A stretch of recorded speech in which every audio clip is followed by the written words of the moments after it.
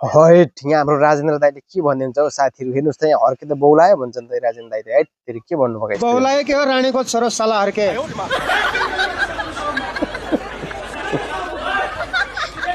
मैले मुख छोपे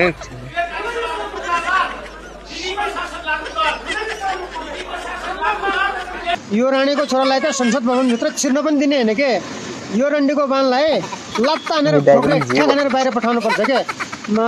ज्याङने साले रन्डीको बान साला यहाँ धेरै आएर कराउँछ साला कुकुर साला